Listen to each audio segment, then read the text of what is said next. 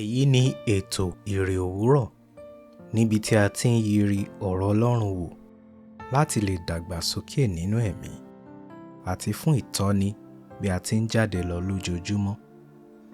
Ìwé Bíbélì Àjùmọ tí a tẹ̀ jáde láti ọwọ́ àjọ ìwé mímọ́ Scripture Union Nigeria ni à ń lò.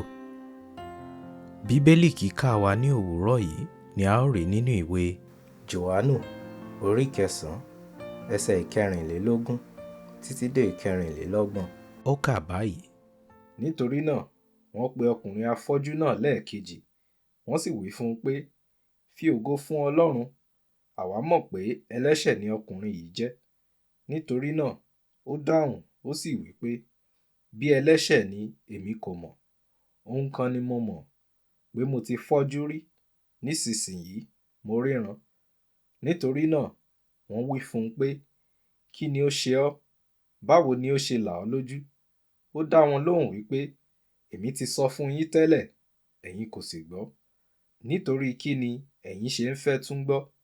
Ẹ̀yin pẹ̀lú ń fẹ́ ṣe ọmọ ẹ̀yìn rẹ̀ bí? Wọ́n sì fi í ṣe ẹlẹ́yà. Wọ́n sì wí pé, ìwọ ni ọmọ ẹ̀yìn rẹ̀, ṣùgbọ́n ọmọ ẹ̀yìn Mósè ni àwa. Àwa mọ̀ pé Ọlọ́run bá Mósè sọ̀rọ̀, ṣùgbọ́n bí ó ṣe ti eléyìí, àwa kò mọ ibi tí ó ti wá. Ọkùnrin náà dáhùn, ó sì wí fún wọn pé, ohun ìyanu ṣáà ni èyí, pé ẹ̀yin kò mọ ibi tí ó ti wá, ṣùgbọ́n òun ṣáà ti là mí lójú. Àwa mọ̀ pé Ọlọ́run kì í gbọ́ ti ẹlẹ́ṣẹ̀, ṣùgbọ́n bí ẹnìkan bá ṣe olùfọkànsìn sí Ọlọ́run, tí ó bá sì ń ṣe ìfẹ́ rẹ̀, òun ni ó ń gbọ́ tirẹ̀. Láti ìgbà tí ayé ti ṣẹ̀, a kò tí ì gbọ́ pé ẹnìkan la ojú ẹni tí a bí ní afọ́jú rí. Ìbá ṣe pé ọkùnrin yìí kò ti ọ̀dọ̀ Ọlọ́run wá, kì bá ti lè ṣe ohunkóhun. Sí èyí, wọ́n fèsì pé, láti ìbí ni ó ti jingíri nínú ẹ̀ṣẹ̀, ìwọ ha fẹ́ kọ́ wa bí? Wọ́n sì tì í sóde. Ìrírí ìgbàlà tayọ ọ̀rọ̀ àhesọ.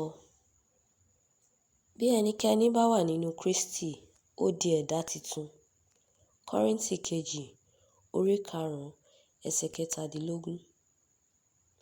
Kò sí ohun tí àwọn Júù lè sọ láti yí ọkùnrin tí a mú láradá lọ́kàn padà lòdì sí Jésù tí ó ṣe ìwòsàn yìí. Àwọn Júù lo ìyìn orí ahọ́n ẹsẹ̀ 24, bíbèrè ìbéèrè kan náà lọ́pọ̀ ìgbà ẹsẹ̀ 26, àti ìgbọ́ràn ojúkorojú ẹsẹ̀ 24. Ṣùgbọ́n òtúbáńtẹ́ ni gbogbo ìgbìyànjú wọn já sí. Gẹ́gẹ́ bí ọkùnrin náà ti fi ìdí rẹ̀ múlẹ̀, ẹni yòówù kí wọ́n pe Jésù, ohun tó ṣe pàtàkì ni pé ojú tí ó ti fọ́ ríran báyìí ẹsẹ̀ 25. Irú ẹ̀rí yìí ni máa ń farahàn nínú ayé ẹni tí ó bá bá olùgbàlà pàdé. Irú ẹni bẹ́ẹ̀ yóò lè sọ gbangba pé ohun kan ni mo mọ̀, pé mo ti fọ́jú ẹ̀mí rí, mo ríran nísinsìnyí.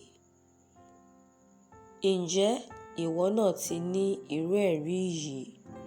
Fún ìrònú, ka Jòhánù orí 9 ẹsẹ̀ 25.